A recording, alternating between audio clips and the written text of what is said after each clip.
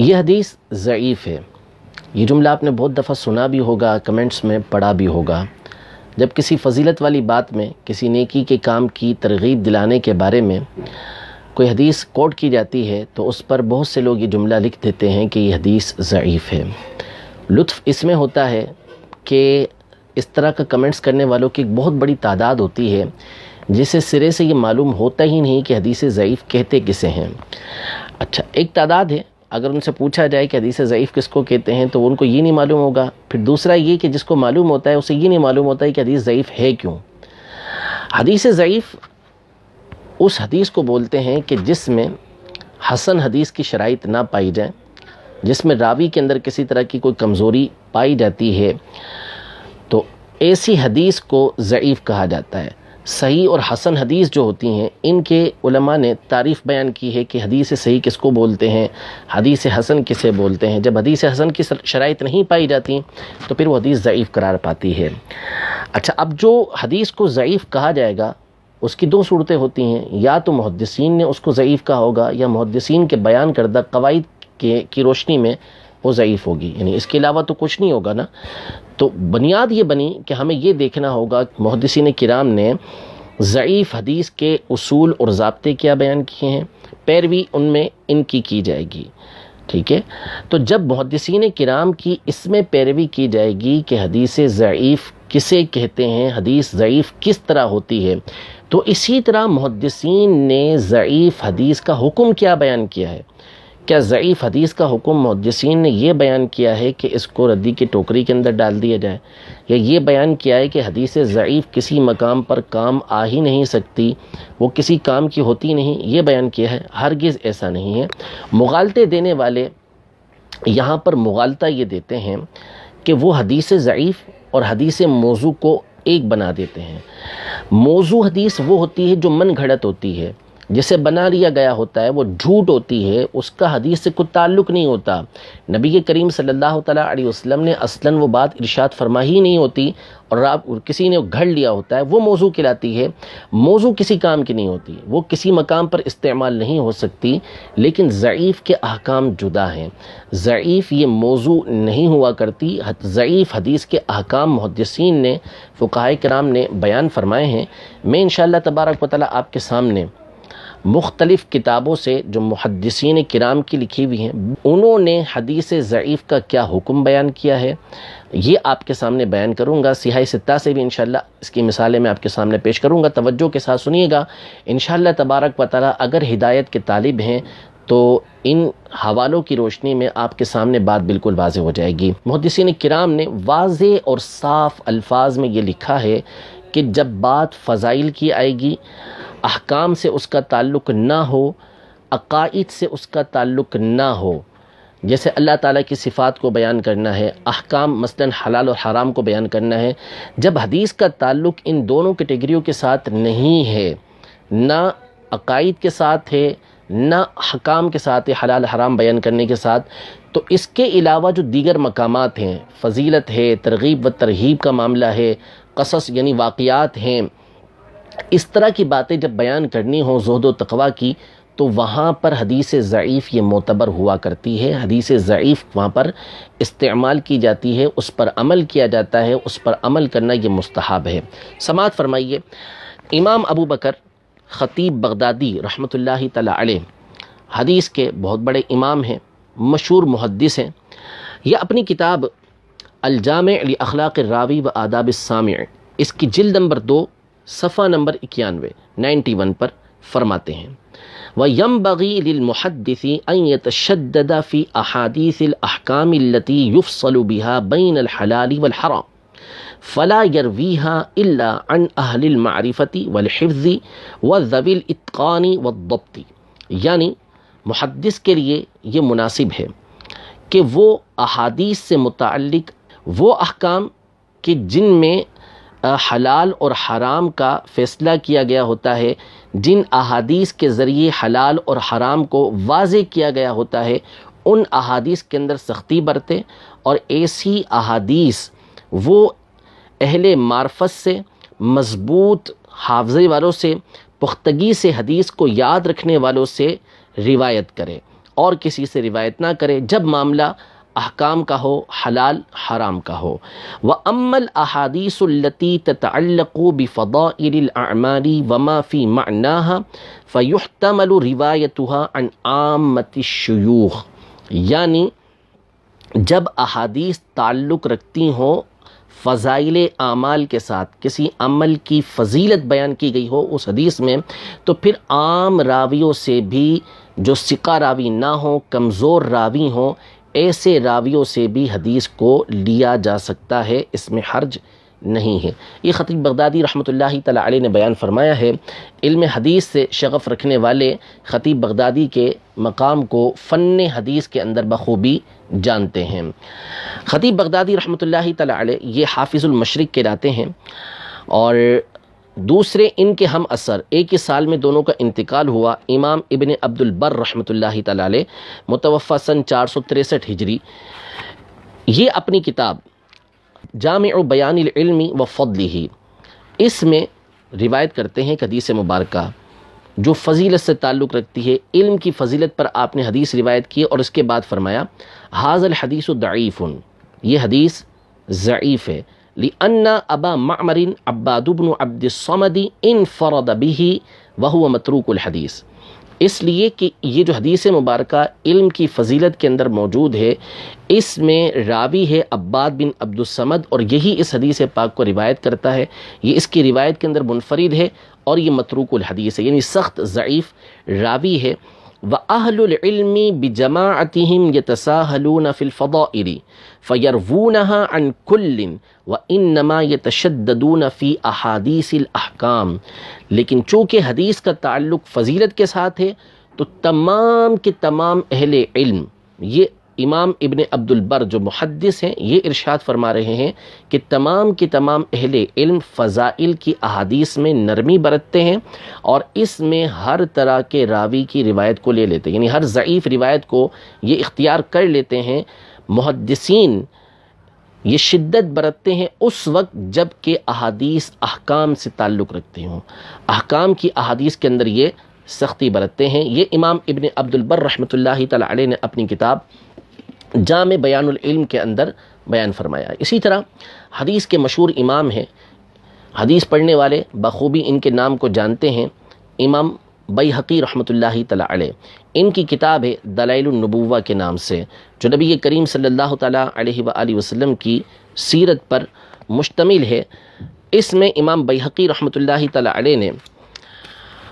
احادیث کی اقسام بیان کی، اور احادیث بیان کرنے والے راویوں کی کچھ قسمیں اس کے اندر بیان کی ہیں، کہ جو روایت کرتے ہیں ان میں بعض وہ ہوتے ہیں کہ جو انتہائی مضبوط ہوتے ہیں، اور بعض کے اندر کچھ کمزوری ہوتی ہے۔ تو فرماتے ہیں وَضَرْبٌ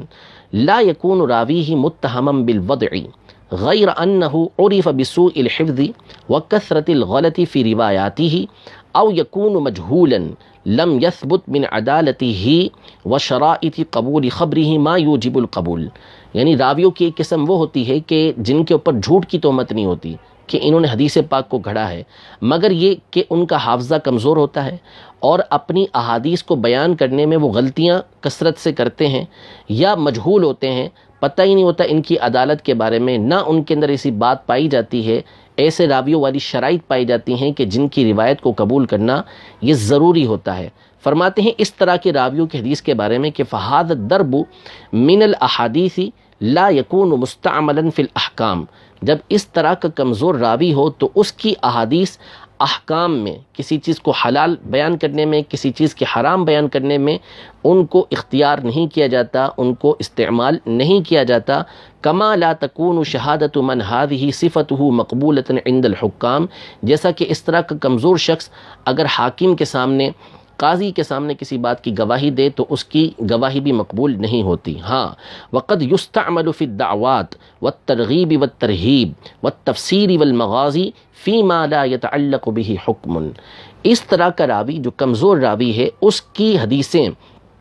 دعاؤں میں، اس کی حدیث ترغیب و ترہیب میں، تفسیر میں،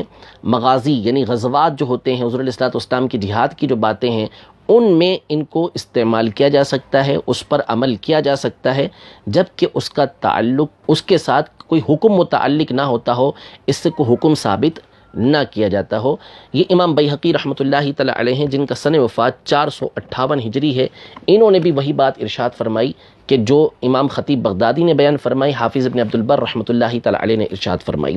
مقدمہ علوم الحدیث حافظ ابن الصلاح رحمۃ اللہ تعالی علیہ، متوفی سن 643 ہجری۔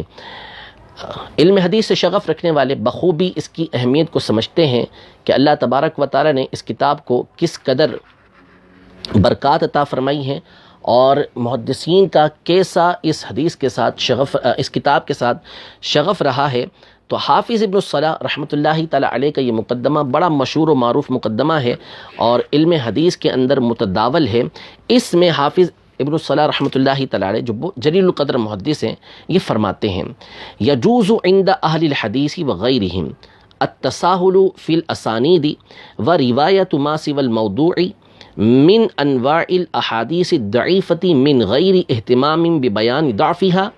فیما سوا صفات اللہ تعالی واحکام الشریعۃ من الحلال والحرام وغیرہما۔ یعنی محدثین کے نزدیک اور دیگر علماء کے نزدیک سندوں کے اندر نرمی برتنا جائز ہے، اور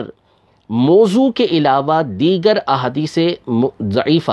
ضعیف کے جو دیگر حدیث قسمیں ہیں جو موضوع کے علاوہ ہیں، من گھڑت نہیں، ان کے علاوہ تمام احادیث کو روایت کرنا یہ جائز ہے، اور اس بات کو بیان کرنا بھی ضروری نہیں کہ یہ حدیث ضعیف ہے، لیکن کہاں؟ جہاں پر اللہ تعالیٰ کی صفات کا معاملہ نہ ہو، یعنی عقائد کا، اور احکام شریعت یعنی حلال اور حرام اس کے اندر بیان نہ کیے گئے ہوں۔ کہاں اس کو بیان کیا جائے گا؟ فرماتے ہیں وَذَلِكَ كَالْمَوَاعِظِ وَالْقَصَصِ وَفَضَائِلِ الْأَعْمَالِ وَسَائِرِ فُنُونِ التَّرْغِيبِ وَالتَّرْهِيبِ وَسَائِرِ مَا لَا تَعَلُّقَ لَهُ بِالْأَحْكَامِ وَالْعَقَائِدِ۔ یعنی ایسی احادیث کو واعظ و نصیحت کے اندر بیان کیا جائے گا، جو قصے ہوتے ہیں ان میں ان کو بیان کیا جائے گا، واقعات کے اندر فضائل اعمال میں ان کو بیان کیا جا سکتا ہے، کسی بات کی ترغیب دلانی ہے، کسی کام سے روکنا ہے تو اس میں اس طرح کی احادیث کو بیان کیا جا سکتا ہے، اور ہر اس معاملے کے اندر ضعیف حدیث کو روایت کیا جا سکتا ہے، بیان کیا جا سکتا ہے جس میں تعلق احکام کے ساتھ اور عقائد کے ساتھ نہ بنتا ہو۔ جب احکام کے ساتھ اور عقائد کے ساتھ تعلق ہوگا تو پھر وہاں پہ روایت ضعیفہ کو بیان نہیں کر سکتے۔ یہ حافظ ابن الصلاح رحمۃ اللہ تعالی علیہ نے بیان فرمایا مقدمہ ابن الصلاح میں۔ بخاری شریف کی اب تک جو سب سے جامع شرح اور سب سے تفصیلی شرح شائع ہو چکی ہے میرے علم کے مطابق، وہ ہے حافظ ابن ملقن رحمۃ اللہ تعالی علیہ کی کتاب التوضیح۔ یہ تقریباً 36 جلدوں کے اندر شائع ہوئی ہے۔ اس میں حافظ ابن ملقن رحمۃ اللہ تعالی علیہ فرماتے ہیں: لا يجوز العمل في الاحکام ولا يثبت الا بالحدیث الصحیح او الحسن ولا يجوز بالضعیف لكن يعمل به فيما لا يتعلق بالعقائد والاحکام كفضائل الاعمال والمواعظ وشبههما۔ یعنی احکام میں اور عقائد میں، یعنی انہوں نے احکام کا ذکر کیا ہے کہ احکام میں صحیح حدیث یا حسن حدیث، اسی سے احکام میں استدلال کیا جائے گا اور اسی سے احکام یہ ثابت ہوں گے۔ ضعیف حدیث کے ذریعے احکام ثابت نہیں ہوتے، لیکن ضعیف حدیث پر ان معاملات میں عمل کیا جاتا ہے جن کا تعلق عقائد اور احکام کے ساتھ نہ ہو۔ وہ کون سے ہیں؟ فرماتے ہیں جیسے فضائل اعمال، مواعظ، واعظ و نصیحت اور اس طرح کے دیگر اور معاملات، ان میں ضعیف حدیث پر عمل کیا جا سکتا ہے۔ مقدمہ ابن الصلاح جس کا میں نے تذکرہ بھی آپ کے سامنے کیا، اس مقدمہ ابن الصلاح کو اللہ تبارک و تعالی نے بڑی مقبولیت عطا فرمائی، اور حدیث پڑھنے والے جانتے ہیں کہ جب حافظ ابن الصلاح رحمۃ اللہ تعالی علیہ نے یہ علوم حدیث پر مقدمہ تحریر کیا تو اس کے بعد کثرت کے ساتھ اس کی شروحات لکھی گئیں، اس کی نظمیں لکھی گئیں، اس کے اختصار کیے گئے، یعنی 20 کتابیں اس کے اوپر لکھی گئی ہیں۔ میں آپ کے سامنے تقریباً 9 کے قریب کتابیں یہ دکھا بھی دیتا ہوں اور اس کا صفحہ نمبر بھی آپ کے سامنے بیان کر دیتا ہوں۔ ان 9 کتابوں میں تقریباً ایک جیسی عبارتیں موجود ہیں، پھر آخر میں ابن کثیر کی عبارت میں پڑھ کے بھی آپ کے سامنے بیان کروں گا۔ یہ میرے ہاتھ میں کتاب ہے رسوم التحدیث کے نام سے، حافظ جعبری رحمۃ اللہ تعالی علیہ کی، جن کا سن وفات جو ہے وہ 732 ہجری ہے۔ ان کی کتاب رسوم التحدیث فی علوم الحدیث۔ امام نووی رحمۃ اللہ تعالی علیہ کی ارشاد طلاب الحقائق الی معرفت سنن خیر الخلائق، یہ بھی مقدمہ ابن الصلاح پر لکھی ہوئی کتاب ہے۔ اس کے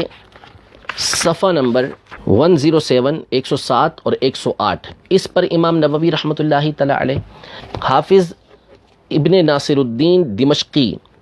رحمۃ اللہ تعالی علیہ، ان کی کتاب ہے یہ عقود الدرر فی علوم الاثر، اس کے صفحہ نمبر 174 پر یہ لکھتے ہیں۔ اور شرح الفیۃ العراقی، یہ علامہ جلال الدین سیوطی شافعی رحمۃ اللہ تعالی علیہ کی کتاب ہے، اس کے صفحہ نمبر 194 پر آپ لکھتے ہیں محاسن الاصطلاح، یہ کتاب ہے امام سراج الدین البلقینی رحمۃ اللہ تعالی علیہ کی محدث ہیں۔ یہ اپنی ان کا سن وفات جو ہے وہ 805 ہے۔ یہ اپنی اس کتاب میں صفحہ نمبر 234 پر لکھتے ہیں امام بدر الدین ابن جماعہ رحمۃ اللہ تعالی علیہ، جن کو امام ذہبی رحمۃ اللہ تعالی علیہ نے علامۃ الزمانی ہی لکھا ہے کہ اپنے زمانے کے یہ علامہ تھے۔ سن وفات ان کا 733 ہجری ہے۔ یہ اپنی کتاب المنہل الروی فی مختصر علوم الحدیث النبوی، اس کے صفحہ نمبر 112 پر لکھتے ہیں امام حسین بن عبداللہ الطیبی رحمۃ اللہ تعالی علیہ، جو مشکات کے شارح ہیں، سن وفات ان کا 743 ہے۔ یہ اپنی کتاب الخلاصہ فی اصول الحدیث، اس کے صفحہ نمبر 48 پر لکھتے ہیں۔ اور اسی طرح امام محمد شمس الدین التبریزی رحمۃ اللہ تعالی علیہ فن مصطلح الحدیث، اس کے صفحہ نمبر 86 پر 86 پر لکھتے ہیں۔ اور اسی طرح ابن کثیر دمشقی، جو مانعین کے نزدیک، مخالفین کے نزدیک بڑے ہی مشہور و معروف عالم ہیں اور ان کا بڑا نام ہے ان کے نزدیک، یہ اپنی کتاب اختصار علوم الحدیث میں لکھتے ہیں۔ میں انہی کی عبارت پڑھ کے سناتا ہوں، باقی جتنی کتابیں میں نے بھی آپ کے سامنے ذکر کی تقریباً اسی طرح کی عبارت ان تمام کے اندر موجود ہے۔ وَيَجُوزُ رِوَایَةُ مَا عَدَى الْمَوْضُوعِ فِي بَابِ التَّرْغِیبِ وَالتَّرْہِیبِ وَالْقَصَصِ وَالْمَوَاعِظِ وَنَحْوِ ذَلِكَ الا فی صفات اللہ عز وجل وفی باب الحلال والحرام، یعنی موضوع کے علاوہ ہر طرح کی ضعیف روایت ترغیب و ترہیب کے باب میں، واقعات کے باب میں، واعظ و نصیحت اور اس طرح کی دیگر باتوں کے اندر ان کو روایت کرنا جائز ہے، مگر اللہ تعالیٰ کی صفات کو بیان کرنے کے لیے اسے بیان نہیں کیا جا سکتا، اور حلال اور حرام کے باب میں بھی اس کو بیان نہیں کیا جا سکتا۔ ان تمام علماء نے جو اصول حدیث کے ماہرین ہیں اور اصول حدیث کے قواعد اور ضوابط انہوں نے ہمارے سامنے بیان کیے ہیں، سارے کے سارے اس بات کو بیان کر رہے ہیں کہ ضعیف حدیث کو آپ قصص کے اندر، فضائل اعمال کے اندر، واقعات کے اندر بیان کر سکتے ہیں، جب تک کہ اس سے اللہ تعالیٰ کی صفات کو بیان نہ کیا جائے، جب تک کہ اس میں احکام کو بیان نہ کیا جائے۔ امام مسلم بن حجاج القشیری رحمۃ اللہ تعالی علیہ کے شاگرد رشید اور مشہور و معروف امام جرح و تعدیل امام ابو محمد عبد الرحمن ابن ابی حاتم رازی، ابن ابی حاتم رازی کے بارے میں ہر حدیث کا علم رکھنے والا، جرح و تعدیل سے شغف رکھنے والا اچھی طرح جانتا ہے کہ ان کا مقام و مرتبہ کیا ہے، اور ان کی کتاب کس قدر اہل علم کے درمیان متداول اور معروف ہے۔ اس میں امام مسلم رحمۃ اللہ تعالی علیہ کے یہ مشہور و معروف شاگرد بیان کرتے ہیں، راویوں کی قسمیں بیان کرتے ہیں، اس میں سے ایک قسم بیان کرتے ہیں کہ الصدوق الورع المغفل الغالب علیہم الوہم والخطأ والسہو والغلط فہذا یکتب من حدیثہ الترغیب والترہیب والزہد والآداب ولا یحتج بحدیثہ فی الحلال والحرام،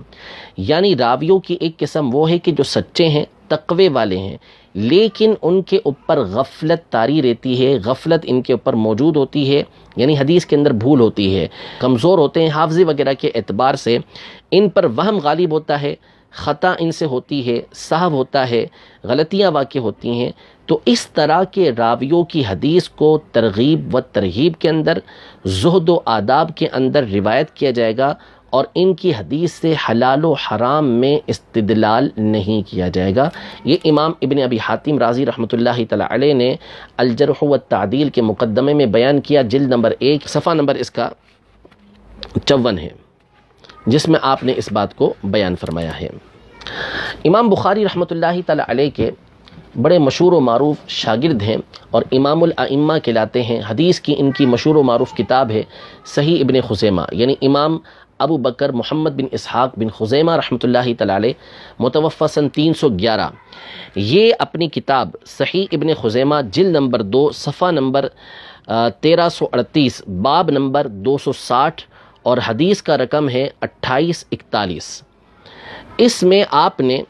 وقوف عرفہ کے حوالے سے ایک دعا کو ذکر کیا کہ نبی کریم صلی اللہ تعالیٰ علیہ وآلہ وسلم وقوف عرفہ میں اس دعا کو پڑھا کرتے تھے، یعنی کثرت کے ساتھ یہ دعا پڑھتے تھے۔ اس کو آپ نے ذکر کیا اور پھر اس کے اوپر آپ نے ارشاد فرمایا، یعنی اس دعا کو ذکر کرنے سے قبل فرمایا کہ اگر تو یہ دعا ثابت ہے، یعنی یہ حدیث صحیح سند کے ساتھ یا حسن سند کے ساتھ ثابت ہو تو مسئلہ ہی نہیں ہے،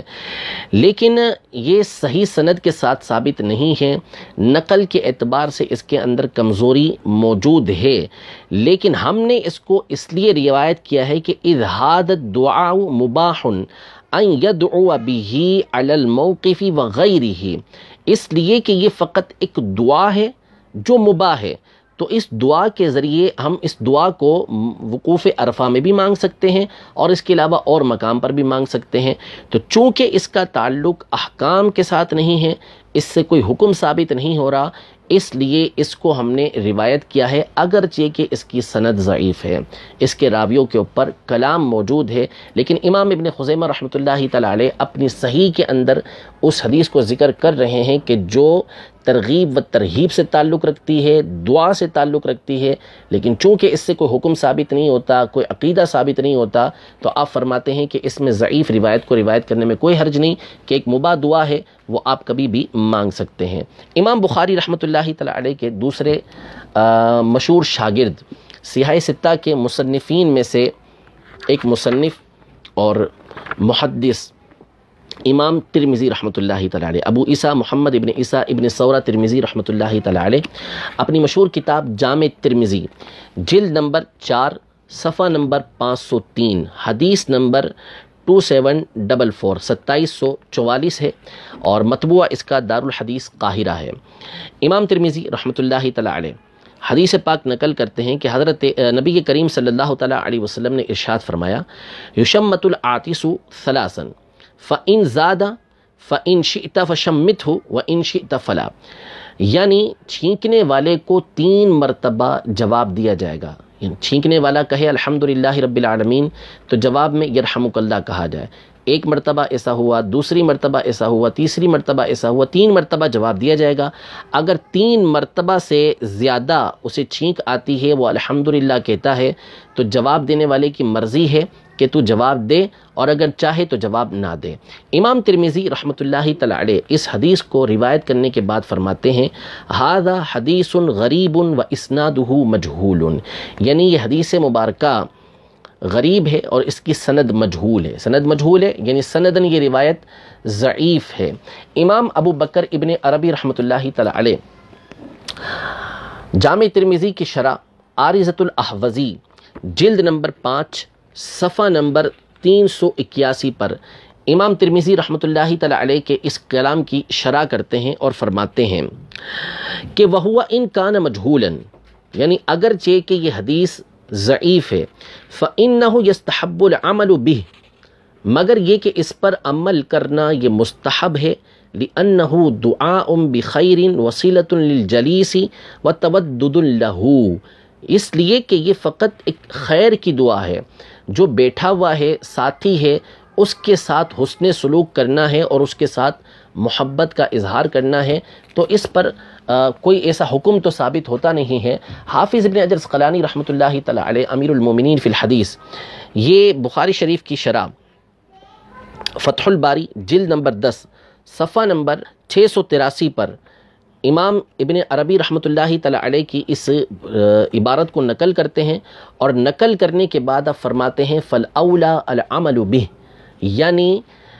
ابن عربی کے اس قول سے ثابت ہوا کہ اگرچہ کہ سندن یہ حدیث ضعیف ہے، لیکن چونکہ فقط دعا سے تعلق رکھتی ہے، اس سے کسی طرح کا کوئی حکم ثابت نہیں ہو رہا، تو لہذا اس پر عمل کرنے میں اصلاً کوئی حرج نہیں ہے۔ امام بخاری رحمۃ اللہ تعالی علیہ کے ہم اثر اور جلیل القدر محدث امام ابو داود رحمۃ اللہ تعالی علیہ، جن کی سنن ابی داود بڑی مشہور و معروف ہے، یہ اپنی سنن ابی داود کی جلد نمبر 3 صفحہ نمبر 254 پر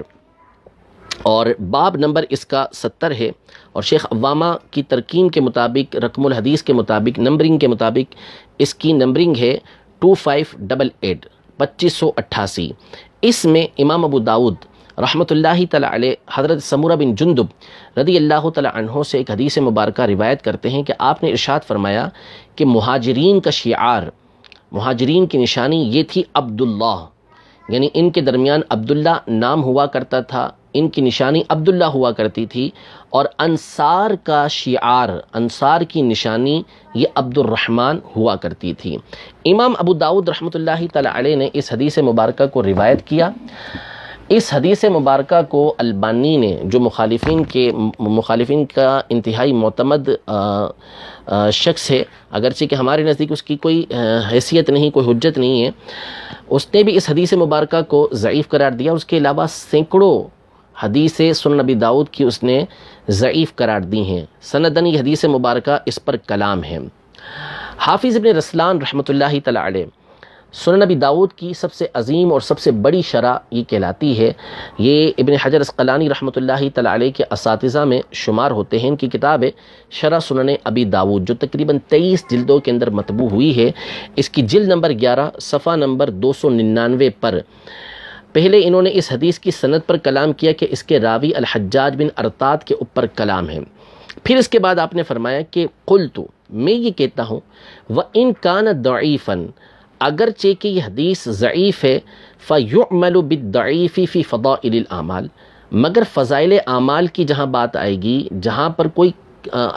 عقیدے کا معاملہ نہ ہو، جہاں پر کوئی حکم کا معاملہ نہ ہو، تو وہاں پر ضعیف حدیث میں عمل کیا جاتا ہے۔ تو امام ابو داؤد رحمۃ اللہ تعالی علیہ کی اس حدیث ضعیف کے ذریعے اگر کوئی اپنا شعار عبداللہ رکھتا ہے، کوئی اپنا شعار عبد الرحمن رکھتا ہے جس سے فضیلت حاصل ہو، تو اس پر عمل کرنے میں کوئی مسئلہ نہیں ہے۔ یہ حافظ ابن رسلان رحمۃ اللہ تعالی علیہ نے بیان فرمایا۔ امام ابن ماجہ رحمۃ اللہ تعالی علیہ، یہ بھی سیاہ ستہ کے مصنفین میں سے ایک مصنف ہیں، انہوں نے اپنی سنن کی جلد نمبر 3 صفحہ نمبر 439 اور حدیث نمبر 2957 2957 اس میں سیدنا ابو ہریرہ رضی اللہ تعالی عنہ سے رکن یمانی کی ایک فضیلت روایت کی کہ نبی کریم صلی اللہ تعالی علیہ وسلم نے ارشاد فرمایا، وکل بہ 70 ملکن، یعنی اس رکن یمانی پر 70 فرشتے مقرر ہیں۔ فمن قال اللہم انی اسألک العفو والعافیۃ فی الدنیا والآخرہ ربنا آتنا فی الدنیا حسنہ وفی الآخرۃ حسنۃ وقنا عذاب النار، یعنی جو یہ دعا پڑھتا ہے اللہم انی اسألک العفو والعافیۃ فی الدنیا والآخرہ ربنا آتنا فی الدنیا حسنۃ وفی الآخرۃ حسنۃ وقنا عذاب النار، رکن یمانی کے پاس تو یہ فرشتے کہتے ہیں آمین۔ اس حدیث مبارکہ کو کئی ایک علماء نے ضعیف قرار دیا۔ امام بوصیری رحمۃ اللہ تعالی علیہ نے مصباح الزجاجہ میں اس حدیث مبارکہ کو ضعیف قرار دیا، اور البانی نے جہاں ابن ماجہ کی سینکڑوں حدیثوں کو ضعیف قرار دیا ہے، انہی میں سے اس حدیث مبارکہ کو بھی اس نے ضعیف قرار دیا ہے۔ امام ملا علی قاری رحمۃ اللہ تعالی علیہ شرح مسند ابو حنیفہ صفحہ نمبر 26 پر لکھتے ہیں کہ رواہ ابن ماجہ باسناد ضعیف، یعنی یہ حدیث مبارکہ کہ رکن یمانی کے پاس یہ دعا پڑھی جائے تو فرشتے آمین کہتے ہیں، اس کو امام ابن ماجہ نے سند ضعیف کے ساتھ روایت کیا ہے، لکنہ قوی حیث یعمل بہ فی فضائل الاعمال، لیکن یہ اس اعتبار سے قوی ہے کہ فضائل اعمال میں، عمل کی فضیلت کے بیان میں اس پر عمل کرنے میں کوئی حرج نہیں ہوتا، وہاں پر اس پر عمل کیا جاتا ہے، تو اس اعتبار سے یہ قوی ہے، یعنی اس پر عمل کر سکتے ہیں۔ یہ سنن ابن ماجہ کی ضعیف روایت پر امام ملا علی قاری رحمۃ اللہ تعالی علیہ نے بیان فرمایا کہ اس ضعیف حدیث پر عمل کرنے میں حرج نہیں، کیونکہ اس کا تعلق احکام کے ساتھ نہیں۔ یہ کچھ مثالیں تھیں۔ امام بخاری رحمۃ اللہ تعالی علیہ کے ارد گرد ہی ابھی ہم چل رہے ہیں، ان کے شاگرد، ان کے ہم اثر علماء اور صحیح ستہ کے مصنفین کے حوالے سے۔ امام بخاری رحمۃ اللہ تعالی علیہ کے اجل استاذ، امام المحدثین، سید المحدثین،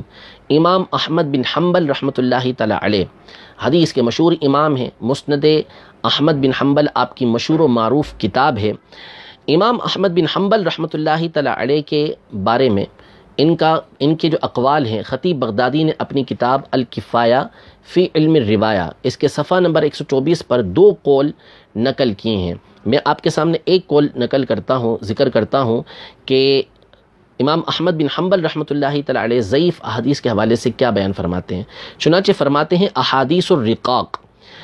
یحتمل ان یتساہل فیہا حتی یجیء فیہ شیء فیہ حکم، یعنی جو رقاق کی احادیث ہیں، یعنی جن میں ایسی باتیں بیان کی گئی ہیں کہ جس سے دل نرم ہوتا ہے، دل کو نرم کرنے والی باتیں، زہد و تقوی کی باتیں، جن احادیث کے اندر ان کا تذکرہ ہے وہ اس بات کا احتمال رکھتی ہیں کہ ان کے اندر نرمی برتی جائے، یعنی ان میں ضعیف راویوں کی روایتیں بھی لی جائیں، یہاں تک کہ اس میں کوئی حکم آ جائے، یعنی اس کے ذریعے سے کوئی حکم ثابت ہو رہا ہے تو پھر وہاں پر وہ محتج بھی نہیں ہوتی، وہ استدلال کے لائق نہیں ہوتی۔ یہ امام احمد بن حنبل رحمۃ اللہ تعالی علیہ جو امام بخاری کے استاد ہیں ان کا فرمان ہے۔ امام ابن معین رحمۃ اللہ تعالی علیہ، یہ بھی امام بخاری رحمۃ اللہ تعالی علیہ کے استاذ ہیں اور فن جرح و تعدیل کے امام اجل ہیں، نقاد ہیں، اور سب سے بڑھ کر جرح و تعدیل میں جو اقوال ملتے ہیں، کسی راوی کو ضعیف قرار دینا، کسی راوی کو ثقہ قرار دینا، یہ امام ابن معین رحمۃ اللہ تعالی علیہ کے ملتے ہیں۔ ان کے شاگرد ہیں عباس الدوری، انہوں نے ان کے اقوال کو جمع کیا اور ان کی کتاب یحییٰ بن معین و کتابہ التاریخ اس نام سے شائع ہوئی ہے۔ اس کی جلد نمبر 2 ہے، صفحہ نمبر 179 ہے، رقم ہے اس کا 1331۔ اس میں آپ فرماتے ہیں کہ زیاد البکائی لیس بشیء، زیاد البکائی کوئی خاص چیز نہیں ہے، لیس بشیء کے پر بہرحال تفصیل کے ساتھ کلام ہے، لیکن یہاں پر جو مراد ہے وہ یہ ہے کہ یہ کمزور راوی ہے۔ وقد کتبت عنہ المغازیہ، مگر میں نے ان سے مغازی کو لکھا ہے، یعنی وہ احادیث لکھی ہیں کہ جن کا تعلق احکام کے ساتھ نہیں بنتا، عقائد کے ساتھ نہیں بنتا، تو ان کی احادیث کو اس لیے لکھا مغازی کے اندر کہ دیگر احادیث کو نہیں لکھا، احکام کی احادیث کو نہیں لکھا، عقائد کی احادیث کو نہیں لکھا، اس لیے کہ وہ معتبر نہیں، وہاں پر ان کی بات حجت نہیں، لیکن مغازی کے اندر کہ جہاں پر احکام سے تعلق نہیں بنتا تھا تو میں نے اس کو نقل کیا ہے۔ امام احمد بن حنبل، امام یحییٰ بن معین، یہ دونوں امام بخاری کے استاذ ہیں۔ ان دونوں کے استاذ یعنی یحییٰ بن معین اور امام احمد بن حنبل رحمۃ اللہ تعالی علیہ کے استاذ، یعنی امام بخاری کے استاذ الاستاذ شیخ الشیخ امام عبد الرحمن ابن مہدی رحمۃ اللہ تعالی علیہ، ان کے حوالے سے سماعت فرمائیں کہ ان کا موقف کیا ہے۔ خطیب بغدادی اپنی کتاب الجامع لاخلاق الراوی و آداب السامع، اس کے صفحہ نمبر 91 پر فرماتے ہیں، جلد نمبر 2 ہے، کہ اذا روینا فی الثواب والعقاب وفضائل الاعمال تساہلن فی الاسانید والرجال، یعنی جب ہم ثواب کی باتوں کے بارے میں احادیث روایت کرتے ہیں یا عقاب کے بارے میں، عذاب کے بارے میں احادیث روایت کرتے ہیں،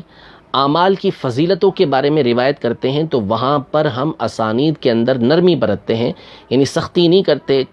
کڑی چھان پھٹک نہیں کرتے، دیگر راویوں سے بھی روایت کو لے لیتے ہیں، راویوں کی روایتوں کو قبول کر لیتے ہیں، وَإِذَا رَوَيْنَا فِي الْحَلَالِ وَالْحَرَامِ وَالْأَحْكَامِ تَشَدَّدْنَا فِي الرِّجَالِ، اور جب ہم حلال اور حرام احکام کے بارے میں روایت کرتے ہیں تو وہاں پر راویوں کے بارے میں ہم سختی برتتے ہیں، مضبوط راویوں کی روایت کو لیتے ہیں، عام راویوں کی روایت کو نہیں لیتے۔ امام احمد بن حنبل رحمۃ اللہ تعالی علیہ اور امام یحییٰ بن معین وغیرہ کے استاذ، یعنی امام بخاری کے استاذ الاستاذ عبداللہ بن مبارک رحمۃ اللہ تعالی علیہ حدیث کے مشہور و معروف امام ہیں، امام اعظم ابو حنیفہ رحمۃ اللہ تعالی علیہ کے شاگرد بھی ہیں، بخاری کے راوی بھی آپ ہیں۔ امام ابن ابی حاتم رازی رحمۃ اللہ تعالی علیہ نے الجرح والتعدیل میں جلد نمبر 1 ہے، اس کا مقدمہ ہے اور صفحہ نمبر 319 ہے، اس میں ایک باب باندھا ہے، باب فی الآداب والمواعظ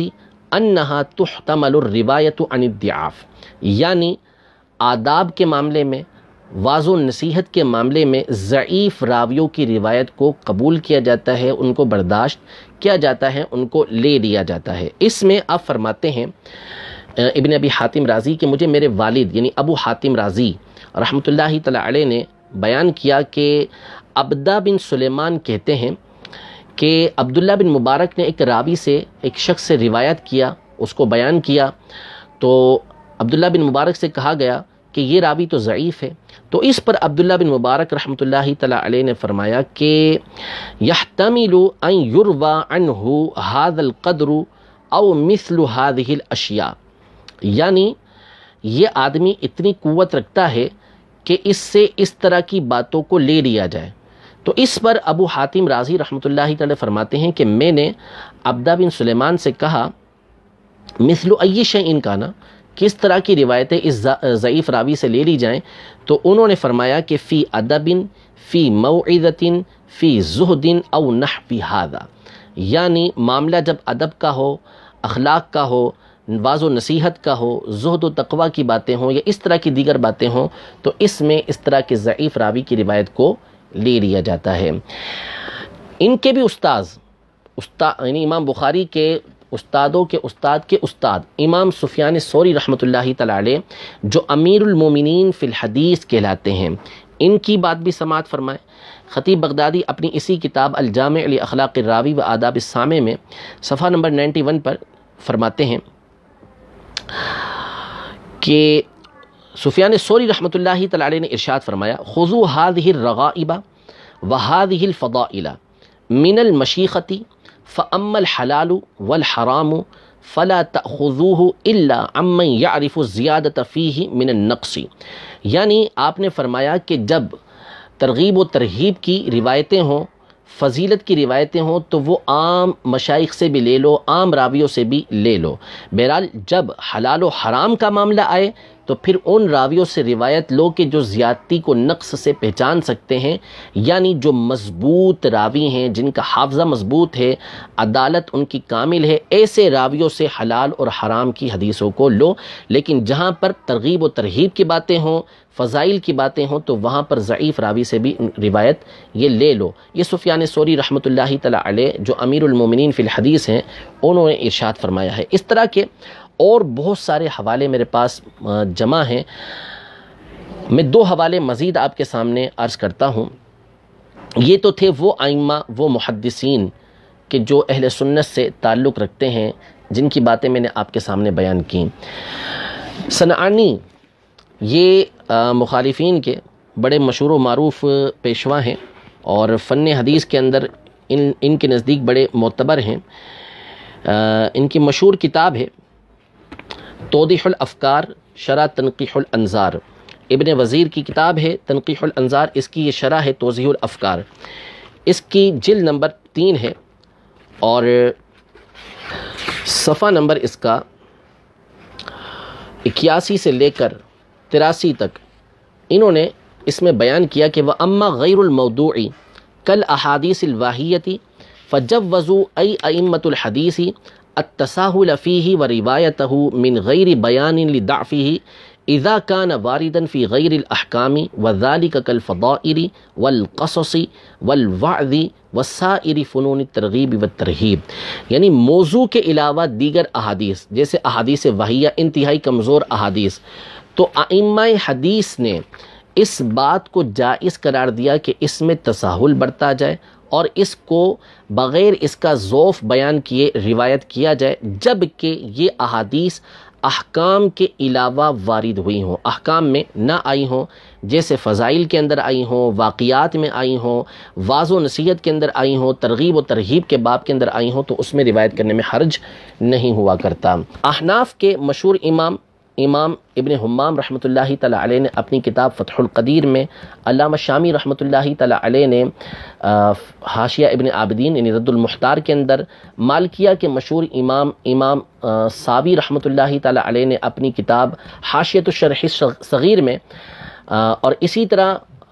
جو شوافع ہیں ان میں سے امام نووی رحمۃ اللہ تعالیٰ علیہ اور کئی ایک علماء نے، اور حنابلہ میں سے خود امام احمد بن حنبل نے اس بات کو بیان کیا ہے کہ ضعیف احادیث کو فضائل کے اندر روایت کیا جا سکتا ہے، یعنی ایک طرح سے اس کے اوپر علماء سارے کے سارے متفق ہیں۔ میں دو عبارتیں آپ کے سامنے عرض کرتا ہوں جس سے آپ کو معلوم ہو جائے گا کہ جو ضعیف حدیث ہے علماء کا اس پر اتفاق ہے کہ اسے فضائل اعمال میں روایت کیا جا سکتا ہے، بیان کیا جا سکتا ہے، اس پر عمل کیا جا سکتا ہے۔ امام نووی رحمۃ اللہ تعالی علیہ اپنی کتاب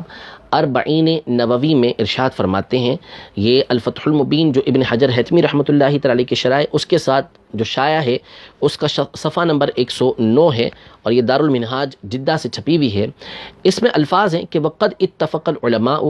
علی جواز العمل بالحدیث الضعیف فی فضائل الاعمال، یعنی فضائل اعمال میں حدیث ضعیف پر عمل کرنے کے جواز پر علماء کا اتفاق ہے، سارے کے سارے علماء اس پر متفق ہیں کہ حدیث ضعیف کو فضائل اعمال میں روایت کیا جا سکتا ہے۔ حافظ ابن عبد البر رحمۃ اللہ تعالی علیہ جن کی عبارت میں نے ابتدا میں آپ کے سامنے نقل کی تھی، ان کے الفاظ بھی ملاحظہ فرمائیں کہ آپ فرماتے ہیں کہ وَأَهْلُ الْعِلْمِ بِجَمَاعَتِهِمْ يَتَسَاهَلُونَ فِي الْفَضَائِلِ فَيَرْوُونَهَا عَنْ كُلٍّ، یعنی اہل علم تمام کے تمام فضائل کے اندر تساہل برتتے ہیں اور ہر طرح کے راوی سے روایت لے لیتے ہیں۔ تو یہ ساری عبارتیں آپ نے ملاحظہ کیں، کتابیں آپ نے ملاحظہ کیں کہ کس طرح علماء کھل کر واضح طور پر علماء یعنی محدثین کرام، فقہائے کرام یہ بیان کر رہے ہیں کہ فضائل کے اندر جب معاملہ احکام کا نہ ہو، عقائد کا نہ ہو، تو اس میں ضعیف حدیث جو ہوتی ہے اس کو روایت کرنے میں اور اس پر عمل کرنے میں کوئی حرج نہیں، بلکہ اس پہ عمل کرنا یہ مستحب ہوتا ہے۔ یہاں دو باتوں کی میں وضاحت کر دوں آپ کے سامنے کہ بعض لوگ یہ مغالطہ دیتے ہیں، اور یہ شروع میں بھی میں نے بیان کیا کہ وہ لوگوں کے سامنے اس طرح شو کرتے ہیں کہ ضعیف حدیث جو ہوتی ہے یہ گویا کہ موضوع حدیث ہوتی ہے، حالانکہ موضوع حدیث الگ چیز ہے، من گھڑت حدیث الگ چیز ہے، اور ضعیف حدیث الگ چیز ہے۔ ضعیف حدیث کے علماء نے مقام بیان کیے کہ بھئی اس کو کہاں کہاں استعمال کر سکتے ہیں، اس کے راویوں کے اندر کمزوری آئی ہے تو جو حلال اور حرام کا معاملہ ہوگا وہاں تو نہیں لیں گے ہم کہ اس سے کوئی چیز کسی کے اوپر لازم ہو رہی ہوتی ہے کہ تم نے یہ کام کرنا ہے یا تم نے یہ کام نہیں کرنا، تم یہ کر سکتے ہو تم نہیں کر سکتے، تو وہاں پر ہم کمزور راوی کی روایت کو نہیں لیں گے۔ لیکن جہاں پر فضیلت کا معاملہ ہو، مستحب معاملہ ہو کہ کسی پر کوئی چیز لازم نہیں ہو رہی، وہاں کوئی عقیدہ اور نظریہ ثابت نہیں کیا جا رہا، تو اس میں ضعیف حدیث کو روایت کرنے میں کوئی حرج، وہ حدیث سرے سے ہوتی نہیں ہے، اس کو مجازن توسعاً یہ حدیث کہہ دیا جاتا ہے، ورنہ موضوع کا مطلب ہے حضور علیہ السلام پر جھوٹ گھڑا گیا، جھوٹ باندھا گیا، اس کو تو روایت کرنے کی، اس کو تو بیان کرنے کی اجازت ہی نہیں ہوتی، صرف اس صورت میں بیان کر سکتے ہیں جبکہ بیان کرنے والا یہ مقصد رکھتا ہے کہ میں لوگوں کے سامنے یہ بیان کروں گا کہ یہ حدیث موضوع ہے، وہ بیان کر کے وہ کہتا ہے کہ بھئی حدیث موضوع ہے، تو اس کا یہ بیان کرنا ٹھیک ہوتا ہے۔ مثلا حب الوطن من الایمان، وطن کی محبت ایمان میں سے، اب کوئی یہ کہتا ہے کہ بھئی یہ حدیث کہہ کے بیان کی جاتی ہے لیکن یہ حدیث ہے نہیں، تو اس کو اس لیے بیان کرنا کہ لوگوں کے سامنے واضح کر دیں کہ یہ حدیث نہیں ہے، اس کو بیان کرنا اس اعتبار سے جائز ہوگا، ورنہ اس کو بیان کرنا یہ جائز نہیں ہے۔ دوسری بات یہ کہ یہ لوگ اس بات کا مغالطہ دیتے ہیں کہ گویا علماء اہل سنت یا عوام اہل سنت یہ ضعیف حدیث کو صحیح حدیث پر یا قرآن و حدیث کے اوپر قرآن کے اوپر جو ہے وہ ترجیح دیتے ہیں، حالانکہ ایسا ہے ہی نہیں۔ صحیح حدیث کے اپنے مقامات ہیں اور اس کا اپنا مقام ہے، اس کے ذریعے سے حلال و حرام کے احکام ثابت ہوتے ہیں، ضعیف حدیث سے تو حلال و حرام کے احکام ثابت نہیں ہوتے۔ بس آخر بات ختم کرتا ہوں، بہت لمبی بات ہو گئی ہے، کہ امام بخاری رحمۃ اللہ تعالی علیہ ان کی جامع سے، کیونکہ میں ساری کی ساری باتیں کوشش کر کے امام بخاری کے ارد گرد چلاتا رہا ہوں، ان کے شاگردوں کے حوالے سے، ان کے شاگردوں کے حوالے سے، اور ان کے اساتذہ کے اساتذہ، ان کے بھی اساتذہ کے میں نے اقوال نقل کیے۔ امام بخاری رحمۃ اللہ تعالی علیہ کی الجامع الصحیح، الجامع المسند الصحیح المختصر من امور رسول اللہ صلی اللہ تعالی علیہ وآلہ وسلم وسننہ وایامہ، مشہور و معروف اس کا مطبوعہ ہے، دارالمنہاج جدہ سے یہ شائع ہوئی ہے، دنیا کے بہترین نسخوں میں سے یہ ایک نسخہ ہے۔ جلد نمبر اس کی 2 ہے اور جز نمبر اس کا 4 ہے، صفحہ نمبر اس کا 29 ہے، اور اس کی جو حدیث نمبر ہے وہ 2855 ہے، 2855۔ اس میں امام بخاری رحمۃ اللہ تعالی علیہ ایک حدیث مبارکہ لے کر آئے ہیں ابی بن عباس بن سہل سے، عن ابیہ عن جدہ، وہ روایت کرتے ہیں اپنے والد سے اور وہ ان کے دادا سے کہ قال کان للنبی صلی اللہ تعالی علیہ وسلم فی حائطنا فرس یقال له اللحیف، وہ کہتے ہیں کہ نبی کریم صلی اللہ تعالی علیہ وآلہ وسلم کا ایک گھوڑا یہ ہمارے باغ کے اندر موجود تھا جس کو لحیف کہا جاتا تھا۔ امام بخاری رحمۃ اللہ تعالی علیہ جو اس حدیث مبارکہ کو لے کر آئے ہیں ابی بن عباس کی روایت سے لے کر آئے ہیں۔ ابی بن عباس یہ وہ راوی ہے کہ جس کے بارے میں علماء کا اتفاق ہے، تقریباً علماء اس پر متفق ہیں کہ یہ راوی ضعیف ہے۔ ابن حجر عسقلانی رحمۃ اللہ تعالی علیہ تقریب التہذیب میں اس کا خلاصہ بیان کرتے ہیں، فرماتے ہیں فیہ ضعف، اس کے اندر ضعف ہے، ما لہ فی البخاری یہ غیر حدیث واحد، بخاری میں صرف اس کی ایک ہی حدیث مبارکہ موجود ہے۔ تو یہ ضعیف راوی کی روایت امام بخاری یہاں پر لے کر آئے ہیں کہ جس کے ضعف پر علماء کا اتفاق ہے،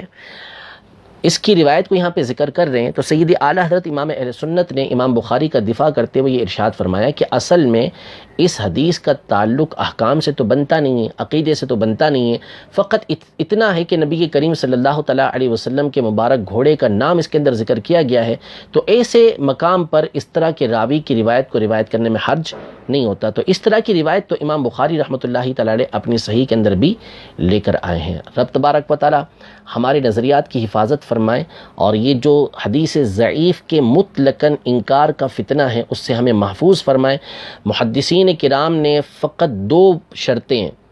جمہور نے فقط 2 شرطیں یہاں پر بیان کی ہیں کہ وہ حدیث موضوع نہ ہو، من گھڑت نہ ہو، اور اس کا تعلق احکام و عقائد کے ساتھ نہ بنتا ہو، تو اس حدیث کو جو ضعیف ہے اس کو روایت کرنے میں اور اس پر عمل کرنے میں کوئی حرج نہیں ہے۔ محدثین کا، فقہا کا موقف میں نے آپ کے سامنے واضح کر کے رکھ دیا ہے۔ اللہ تبارک و تعالی ہمیں اصلاح قبول کرنے کی توفیق عطا فرمائے، راہ ہدایت پر مستقیم فرمائے، اور اسی راستے پر چلتے رہنے کی توفیق عطا فرمائے۔ آمین بجاہ النبی الامین صلی اللہ تعالی علیہ وآلہ وسلم۔